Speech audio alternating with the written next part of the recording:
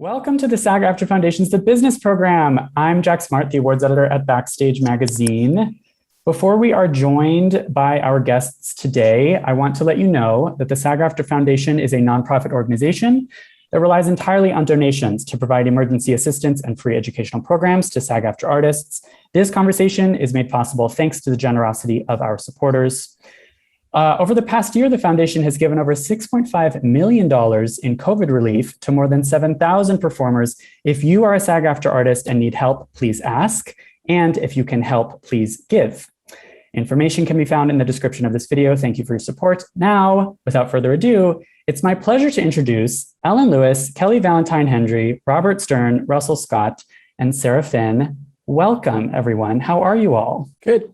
Good, thank you. Thank you. Yeah, great. Yep. Thank you. Joining from all over the world, as I understand it. I'd love to go down the line with that order of names and have you all introduce yourselves and what show you are Emmy nominated for. Congratulations on all of your casting Emmy nominations. Ellen, can we start with you? Hi, I'm Ellen Lewis. I guess The Queen's Gambit. Hi, I'm Kelly Valentine Hendry, and I'm nominated for Bridgerton. Robert. I'm Robert Sterne, and I cast The Crown. I'm Russell Scott. I am nominated for The Handmaid's Tale along with my partners, Sharon Bialy and Sherry Thomas. And Sarah. Hi, Sarah Finn, and I am nominated for The Mandalorian and for WANDAVISION, which I cast with Jason Stamey. Wonderful. Congratulations, everyone. I have some questions for you all, and feel free to jump in, and then I will also have individual questions. But first things first, we know the audience of this video, actors. We want to talk specifically to the actors. I just want to start off by asking, is it true that there are no small parts? Is that a fact? Lead, supporting, guest. Is it true from your perspective that there are no small parts? Correct. Yes. There are no small parts. I'm just going to jump in. Yeah. I mean, I have to say for myself, I enjoy casting many times the smallest parts more than the leads. There's always pressure actually about the lead. So I think that the smaller parts are what make the texture of whatever it is that we're working on. They're just as important, and a lot of times they're even more difficult to cast than the leads. Yeah. I think that's true. I also think a couple of directors have said to me, you know, it's the casting of the smaller parts that make something really good, ultimately. That if you kind of really populate the world well, then it makes a huge difference. So no, absolutely. Exactly. It's that population of the world. You're backing up what you're putting up there. You know, I always say that when you're creating a world, you've got to imagine the doors shutting at night, the lights going off, and all those little people in the villages or towns all exist in 2 lines, 3 lines, 2 days. It's all important. I think they're really hard to do as well. They're really hard for the actors to do. Because if you've got a good page to warm up on and, you know, a good few scenes to warm up in, but to come in and deliver something that is really real and true and adds to the texture of the thing and do it right is quite a challenge, I think. Yeah, for sure. And if you have someone who is not up to that challenge, you know, it can immediately take you out of the world, which is the last thing you want. Yeah, I agree. For the actors to prepare, often not being able to read the full script or having all the context in the line and yet to fill it out for themselves and bring something that feels like a full lived experience when it's a line or two is especially challenging, and agree, so important. Yeah, and you've all used the word world, which I think, is it true that that's especially applicable for TV? Because TV is long form. The trick is that most of us, for the most part, we don't know where it's going to go. So is that something you're thinking about? You're looking at actors that fit into the world. I love this term, texture. An actor that fits into the texture of a long form piece of storytelling. I think first, like so much of TV has become more and more cinematic. So I think the lines are more blurred. You are creating, as you said, like a tapestry. The ensemble is one whole world. And so everyone has to fit into that and play to that, whatever the tone and vision is for that world. But I think for me, it's hard to draw a line now because television has become so cinematic. Or it's a limited series, or Mandalorian is almost a bunch of TV, it's serialized. Is it like the line is blurring between TV and films, what you're saying?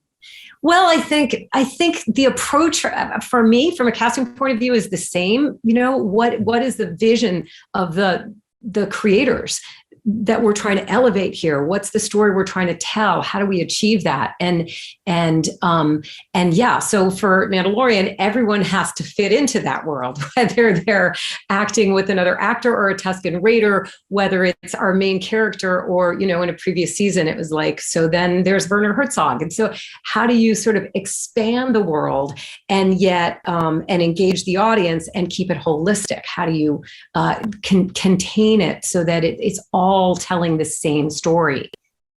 The approach would be exactly the same from a short film to a multi-million-dollar feature film. Difference being obviously the expectations higher up the cast list for financeable names, obviously. But as casting directors, as Sarah says, you know, we're given a brief and we also add to that and we try and create a world. Doesn't matter what it is, it just has to be textured. And this notion of ensemble, which you just mentioned, Sarah, how often in your jobs are you casting individually versus ensemble? As in, is there ever a make or break moment? How often is there a make or break moment where it's because two actors work together? I know chemistry is so difficult to talk about, but what is like the ratio of this actor is great individually, but they're not meshing with a co-star? Right. We're hopefully coming at it and looking for that chemistry going in. Is that the question? Yeah. So sometimes your work involves making that chemistry happen. Right. Okay. Well, I suppose it's to do with thinking in terms of putting people together. You know, what happens if you put one person with another person? What do you imagine might happen, or what's your sense of might happen, rather than thinking of them all as kind of discrete individual characters working on their own. So, you know, it's what happens between people, which is the most exciting thing to watch. Is everything an ensemble? All of your TV shows are considered ensemble shows? I think Bridgerton definitely is an ensemble and will continue to be so over the years. You know, each season is a different Bridgerton sibling. So that was quite a challenge because you had to cast Bridgertons that didn't do very much. But presumably they're going to be the Bridgertons who take on that series lead in 7, 8, 9 years' time. So you hope that they're going to be able to take that on their shoulders. But everybody around them, they do this. I hope they do. I think they do.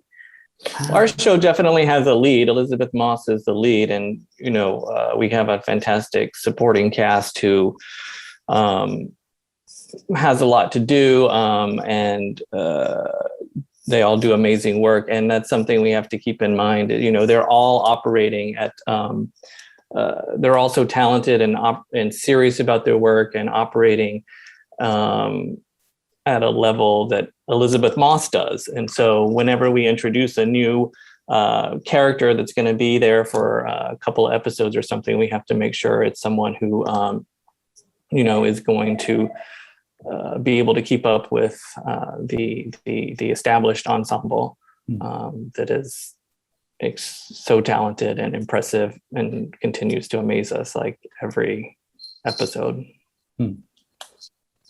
I'm learning a lot listening to this. You know, I've really done a couple of limited series, and you know, it's just interesting listening to what everybody says. But I think it's always a roll of the dice in a way. I mean, you hope that people will mesh. It's not that often that you're doing kind of chemistry readings. I think sometimes that might take place, but I think a lot of times, you know, that you're hoping for the best, and you're hoping that people, I mean, you are trying to create the world, as we've all said, and you're thinking in that mindset. And you hope that that's what's going to happen. I mean, when we were doing Queen's Gambit along with Kate Sprance and Olivia Scott Webb was casting in London, you know, Anya Taylor-Joy was the first person, but, you know, it's not like we did chemistry reads with other young men who were going to be playing off her, or Marielle Heller, who was going to play her adoptive mother. But hopefully in working with the writer or the director, everybody has a sense of a direction that you want to go in, and then you just hope for the best. So that is good to hear. It's so cool. It's so cool, the idea that you work mostly in film and limited series, and so TV is a slightly different medium, but the two kind of go together. So challenging. I have such respect for casting directors who are doing ongoing series. I think it's so incredibly difficult. And, I just know from some of my friends, and everybody just does such incredible work. And it's great. Casting directors are so important.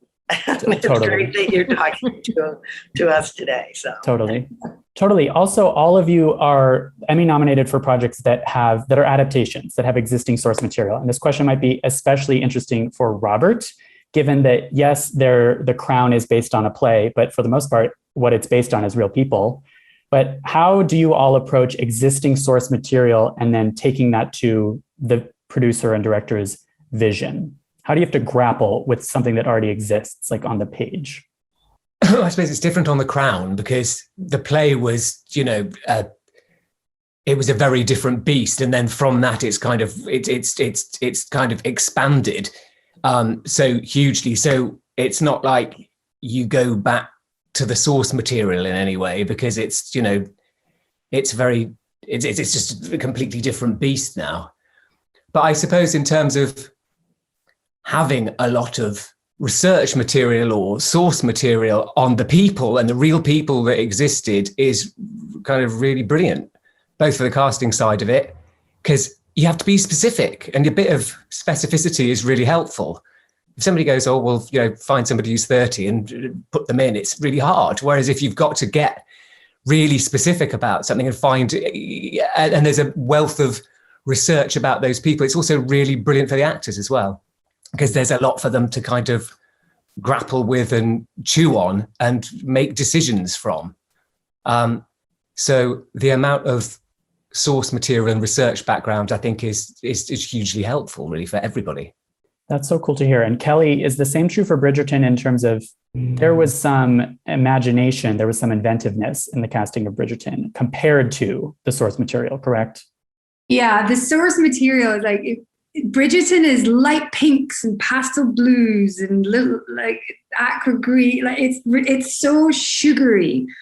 And when I went, and I knew that I was meeting on the job, and I went to go to I've done quite a few adaptations like Last Kingdom on Netflix. There's some quite chunky adaptations, and I headed off to the bookstore on Shaftesbury Avenue, pre-theatre, as we do in London, and I was in the fiction section, and I was directed to the true romance section, which I'd never been in, and everything is, like I said, pink. And I was like, what is this? And then this weighty story comes out, and we had this, it's so popular in South America, for example. There's the fan base is insane, and it's the most important thing to them. So we had to get all of this absolutely right. So how do you do that? Give it the lightness, but at the same time hit the drama and make people care and want people to like. My wife was like, I genuinely want to know if they sleep together. I was like, I bet you do. And it was fun, but you had to make it, couldn't be frivolous and it couldn't be soapy. So the source material, it's there, and they did it, but I think we not got away with it. That's not the right thing, because it is quite fabulous, but using predominantly, we cleaned out the West End of actors. Yeah. It was the ladies who do the Almeida and the Donmar, and they were all there, and that's what we continue to do. And then we add in the good thing about Bridgerton. There's so many people in it with lines. There's so many lords and ladies in waiting and judgy mamas that we can bash out to. It's not open auditions, but we can give a lot of opportunity to a lot of young actors in the UK from all different types of backgrounds. And then adding on to that, which I think was the question you were asking, because it is a very much an imagined version of Regency England. There are a lot of Black, Asian, Indian people in the series holding positions that historically probably actually were there, but they were not documented. They were falsely written. So adding in those people and making it feel right was an interesting one, because at the end of the day, myself and the production didn't really care if anyone thought that's not right. If anyone had a problem with Lady Danbury being a Black woman, turn off. Sure. They don't care. So it was a real challenge, and like I said, so much opportunity for us to give. And as casting directors, giving opportunity to unknown talent, really, at the end of the day, is why we do it. I'm very lucky. Well, and going off of the adaptation question, are any of you do you ever feel beholden to or conscious of audience expectations? This might be especially for Sarah, given that Marvel has a rather large fan base and a lot of people who have preconceived notions of characters, intellectual property that's been around for years. Do you think about not necessarily reviews, but audience expectations? This goes for everyone adapting source material by casting actors. I think that, yeah. I mean, for me, yes, I do. I want it to be satisfying and fulfilling for the audiences. I want it to continue to surprise and delight them. And, I want the casting to be part of what's fun about it. And so, yes, I do live with those expectations, though I try not to get bogged down in specifics, because again, we're always teeing off our filmmaker's vision. The audience may really not know, where something's headed. And I think, for example, in WandaVision, people might have known Wanda Maximoff, they might have known Vision. This was so completely fresh, and unique, an idea for a show that again, it loosened up what people may have even thought to expect. I think they really didn't know. And so being able to bring in someone like Catherine Hahn, to play in this world was maybe would have been very confusing for people until they saw the show and understood. And then she kind of worked, when you were talking about chemistry, with Elizabeth Olsen and Paul in such a way that they all really formed the core of this, and then Tiana and Kat and Randall. And so I think there were some known elements, but the world that was created was completely fresh and new. And similarly, Mandalorian, although people know the Star Wars world, I think what John and Dave were creating was also very unique in its own space. Yeah. Anyone else? Do you feel pressure? Is it stressful sometimes casting pre-existing characters or people? I think it's really unhelpful to try and think of audience expectations when you're in the middle of it. It puts you right off. But I would say on The Crown, because we have to do them all again every 2 years, that sometimes, I've never had that before. So you set up something that everybody's looked at for 2 years and made their connections with. And then there's a whole new group of people doing it, 10 years. And that's sometimes you think, gosh, is everybody going to go on that journey when you're taking that leap? But I think that's also quite an exciting thing. And also it's quite exciting for the actors, because they come on and they're taking this baton from somebody else, and somebody else has had a go, and they say, right, I'm going to have a stab at it now and see what I can do with it. And that kind of adds to the frisson of doing it, I think. So cool. And that reminds me, we have to talk about the kind of new era of casting. And I know The Crown season 5 and 6, that was cast in COVID times. I know Handmaids and Bridgerton are filming in quarantine conditions, right? What is this new era like for casting? I mean, what are the broad strokes of how your jobs have changed in the last year and a half? I think we came back in the fall. I think the challenging part is we're no longer in the room with actors. We're no longer able to develop those relationships. You're not able to give them notes and redirections and things like that, which you can do over Zoom, but it's not quite the same. I really like Zoom. I really love seeing all of you today. And I wouldn't be seeing you if this didn't exist.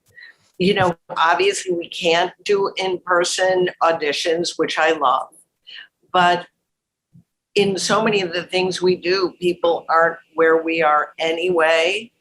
And so people were self-taping, and I so much prefer to have it be on Zoom because I still can talk to the actor, greet the actor, thank them for being there.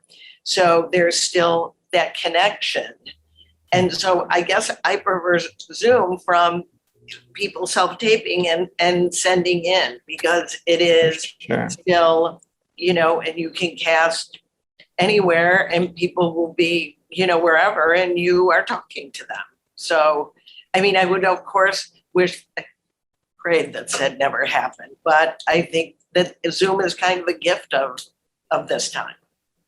Sure. I think in ways I feel very conflicted about it. I miss, what you're saying, Russell, about being able to give a quick note, a quick adjustment that you can just transform something. It's a lot more steps to get a tape, to have a call, to do another, there's more steps. It's more complicated. But I think on the plus side for actors, my sense is they have a lot of agency when they're making self-tapes. I think that people are getting very comfortable. There's actors that have their whole setup and they're in their home often and in a space where they feel really comfortable. So for one of the advantages, maybe the nerves aren't quite as active. I think there's good things about those nerves and that performance energy that you bring into the room when you're auditioning. But some of the tapes and readings and things we're getting have sort of an intimacy that may be harder to replicate in the room. So there's pros and cons, but I think for what we do, and also Ellen talking about the chemistry, it's much harder to see chemistry between actors. I think we, usually would do that as a step in the process, bring two actors in a room together and try it out and see if that works. And so there's a lot of compromises we're having to make, but I think we've also been very adaptable. I think that early on when this was happening, we had to reinvent how we're going to do this and continue on because there also is a lot of work, which is great. There's a lot of work for actors. I think as well, the Zoom and self-taping situation of COVID in a good way is helping with the inclusivity push on people being able to act. So I hate the fact if we're casting in London and someone just comes from Glasgow and it's £80 on the train return ticket and their lunch and everything else, and people don't have that. And there was a huge pressure that actors put on themselves. If I don't get in the room, I've been invited. If I don't come, I'm not going to have a chance. Where now, I'm going to self-tape, not a problem. I think switching it to how it's affected us as casting directors, I know, speaking on behalf of my team, the younger ones are not experiencing casting like we did, which was in the room, getting to meet the people you're working with. Yes, they're working hard all day, but then they're going to the theatre at night and they're having a drink with the younger agents and they feel like they're part of something. And I think my team, the young ones, were struggling like, is this what it's truly like? I'm not sure if I like this. I feel like I'm just bashing through, tapes. I'm just uploading, and their love of certainly I started it because I love theatre. They haven't got that. So I think there's been a real impact on casting directors as well and their love of things. And I think that's what I'm most looking forward to, the switch. My team are now starting to go back to the theatre and they're super excited. They've got 2 theatre invites a week. And it's nice to see the spark back in their eyes. So interesting. Yeah. This generation of casting directors is adapting to a new normal. Totally. Going off of that, just in the vein of advice for actors, self-tapes were, of course, a thing before COVID. They were necessary to master, but Sarah, as you said, everyone has really gotten a lot of experience with them now. What are the do's and don'ts? Does anyone have absolute requirements? Does anyone have, what are the nuances? What are the basics of a good self-tape? We need to be able to hear you and when we'll see you. Yourself, sort of like we're all trained here, and not be far away from the camera so we can't see your face. If possible, you want to have another actor read with you, because the readers can often be a problem. If they're doing too much, they think it's their audition and it's distracting. But I would say the main thing is, don't go crazy. You don't need a costume. You don't need props. You don't need to go outside and act it out or whatever. We just need to see you like this in this frame. doing the work, and we need to be able to hear you. Right? I agree, Russell. I've heard about seems there are some offices where you have to have X amount of headspace and you have to have that, you have to have light. And, I hate the thought of actors who are struggling to get work having to spend money to audition for us. Exactly. We just need to be able to see and hear you. And, hopefully if we needed something more, we would be in touch and let you know that we needed more. But you kind of want to create an environment where people can do their best work, don't you? So being really prescriptive about that kind of thing and the wattage of the bulb, and make sure you don't do that. It's just it's tough on people, isn't it? I mean, yeah. One of my big things, and this is not creative at all, is that we're quite clear to the agents and or actors when we send out self-tape requests to label it all correctly. Okay. So when you're receiving hundreds of tapes, if it's all labeled correctly, it goes through the system correctly. And sometimes if you're on tape 80, 100 and something comes, and you just don't know what it's for, it can go to one side because you're working at such speed sometimes. So, and that's free. And we make very clear instructions on our self-taping forms that we send out. And I agree with Ellen and Russell and Robert, I just want to, a self-tape doesn't need to be the finished article. We just need to get the gist of you, and then we'll come after you after that. But yeah, getting the labeling and the technical stuff on that side is free and helps us hugely. Yeah.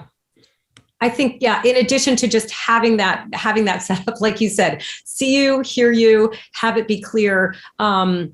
And I think that, as you said, it's great. Actors can tape from anywhere as long as they have decent internet. I think if there's a situation where maybe someone's on set and the internet's not as good, hopefully there's flexibility and other options. The other thing that I've noticed is it does seem good to have an environment where you feel safe and comfortable. We try to create that always in the room. That's kind of paramount. Create a safe space where people can come in and do their best work. And I think for actors, if there is noise, or if your mother's in the next room, or if you have to shout or cry, make it a good environment for yourself so you can go where you need to go to do the work.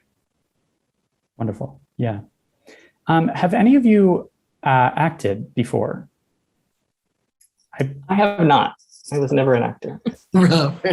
I believe Robert has. Robert, I saw you in The Crown. Not The Crown, in Game of Thrones. Yeah. I saw you. Oh, my steward role. Yeah. Exactly. I checked your availability. You were too expensive. I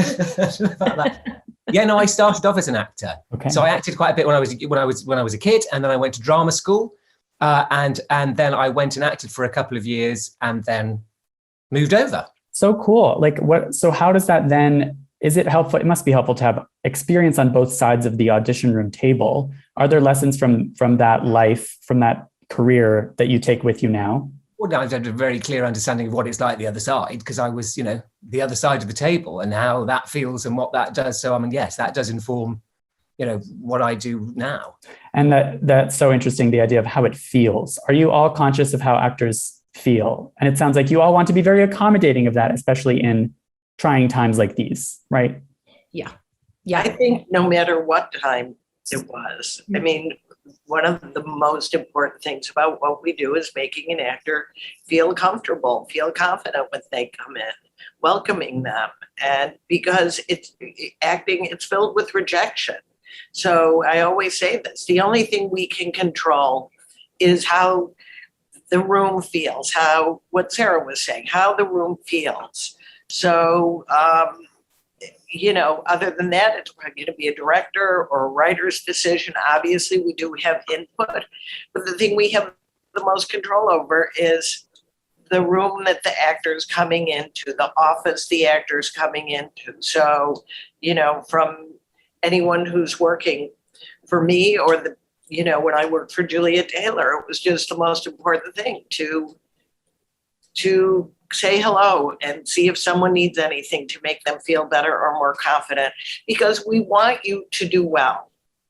We want someone to get this part. So we're rooting for you. Yeah. I also, yes, many moons ago had studied acting and dramaturgy and at Yale as an undergraduate, and we had a little black box theater, and so we also were producing plays and doing all the stuff. And my background is in theater also, and I think it's kind of that black box approach, that carries on, like, and as we're collaborating in this.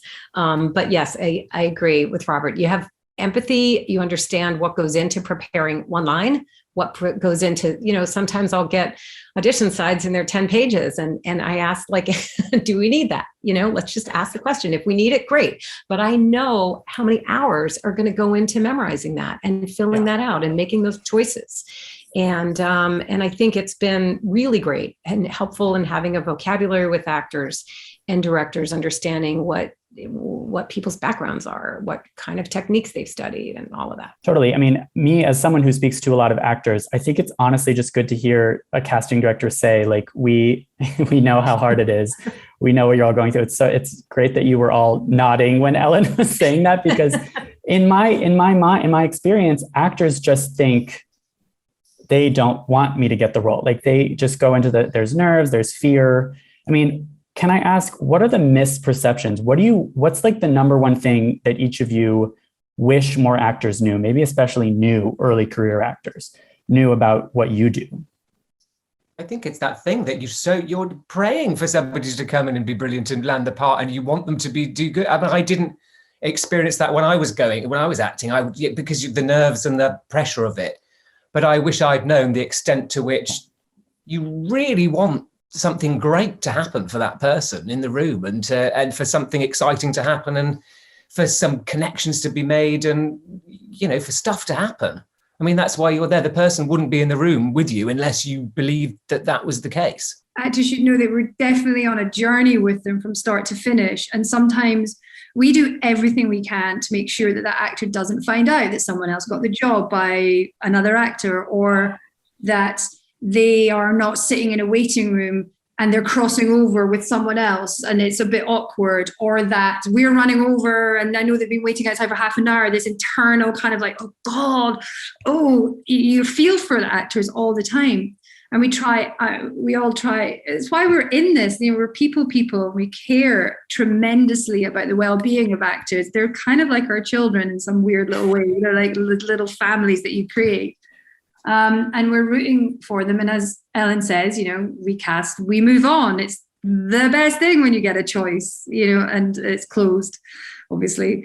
So we're there. We're on the journey. We appreciate, I can imagine an actor getting an audition, telling their roommate, then telling their mom, and then having to choose what they're going to wear that evening, going to bed, nervous, learning the sides, getting up, the trains, the tube, the self-tape, and then doing it, and then radio silence for quite often months, and then not knowing what to say to anybody after that. It's an incredibly vulnerable position, I think actors put them. They're very vulnerable, and we very much try and protect that. That's really good to hear. Yeah. Mm-hmm. And I would add too, maybe something is, I think actors are obviously going to focus on the part that they're doing and what's in front of them. Where we're sitting, we may have 10 different things that we're balancing. That we already know this maybe is the other person they're going to play opposite, or we know the director had this in mind. There may be things that we can't share that are going to inform the process, but all that's important is to do the best work.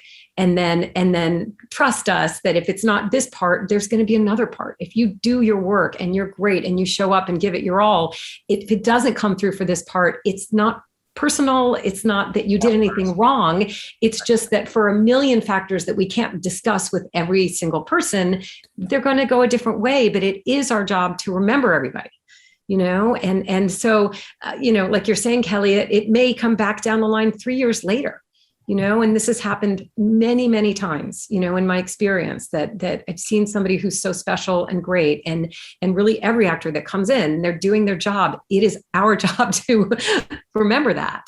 And so that when the right thing comes up, we call you. Mm. Brilliant. I would just add, yeah.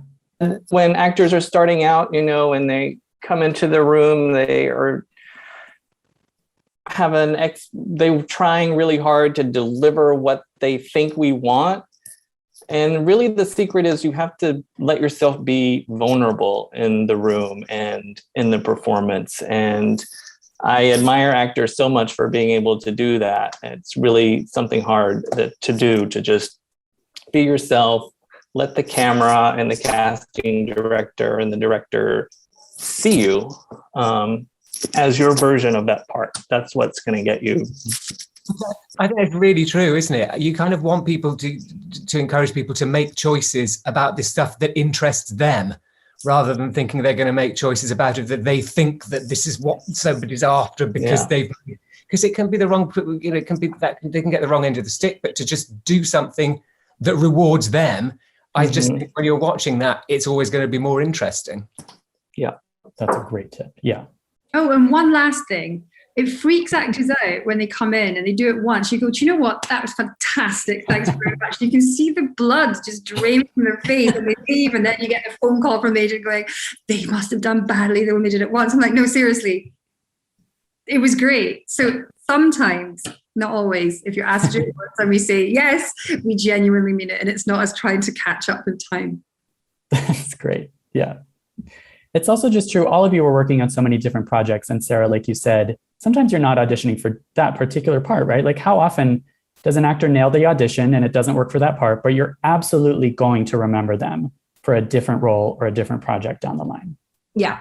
Yeah. I mean, I think you're always seeing people that could be right, but there's so many variables that it may not go that way. And that's kind of the beauty of this job, and this profession. Like you said, every play that you go see, every show or film that you watch is sort of coming, it's a growing vocabulary that you have, that you draw on as a casting director. Lovely. Thank you so much, everyone. I think there's really great practical tips for actors directly in this conversation. And I should let you all go, but I want to ask like the one last big question, of course, which is the ultimate acting advice of like, how then does an actor be memorable? What are the specific tips? Like, I'm sure actors must ask you this all the time of like, how do I increase my odds of getting cast? Robert, I love this, the specificity of like 2 actors make the choice that you think is interesting. Do not try to guess what you yourself or what the directors or whoever. It's about kind of trying to second guess or making choices that they think, oh, well, it's just this part when they're just doing something. It's really, I'm not being very articulate, but might see a script and think, oh, well, this is a very straightforward transaction that's doing that. I'm not suggesting somebody makes eccentric, quirky choices, but whatever choices you make as an actor, I just think it's good to make them that you are switched on by and engaged in and that you find interesting, because then you can commit to it. And then you get a better sense of the instincts of that person. Yeah. I would agree. I think there's never a right way to do it. All you can do is make it your own. And that's exactly what we're looking for. We're looking for your unique connection with the character, with the role. And when you follow your instincts and when you connect personally, there's no way it can be like anyone else. You have your own life, your own emotions, your own perceptions and set of experiences that you're going to bring to it. No one else could possibly have that. So 100% follow your own instincts and inspirations with everything you're doing would be. And to remember that it's not personal and that your journey goes on a long time. Hopefully. Yeah. I mean, because, and everything that you're doing in your life, whether you're taking on other jobs to make a living, all will inform who you are as a person and bring more. It's just all, I think, enriching. It is a difficult career choice. There is no doubt about that, because you're not necessarily in control of what's going to happen. That's why it's wonderful, I think, if you are taking classes with people and you're working in a bookstore or whatever else you're doing is, I think, all informing who you are and then what you're bringing into the room. That's the piece of advice I give actors, which bounces off everything you're saying, which is really do take care of yourself in general, your mental health, your well-being. Just the best actors, well, there's some exceptions to the rule, obviously, but really do look after your mental health. And really, really do take care of yourself in that aspect. And you will be better, you'll do better if you're able to. It's a calmness, being sure of who you are, being able to take the rejection, being able to take direction. We're understanding that we're with you. That's all part of calmness and and if you know who you are and you're happy with who you are, you're going to make as Robert and Sarah and Ellen were saying, you're going to start making your own solid choices, and you walk away and go, you know what, I did the best I did today, and that's the best I can do, and sleep at night. Yeah, I agree with all that. There's no secret formula, and Right. as hard as it is to do, you really have to not have the goal of getting the job, of just like doing the work and having the audition experience and this job, but we're going to remember you for something 3 years from now, like everyone said. So Wonderful. Yeah. Gosh, thank you so much, everyone. Thank you so much for joining me. On behalf of the SAG-AFTRA Foundation, I want to thank you for sharing your experiences and your insight into your process. It's so cool. And your craft with performers. So thank you, everyone. thank you. Thank you very much.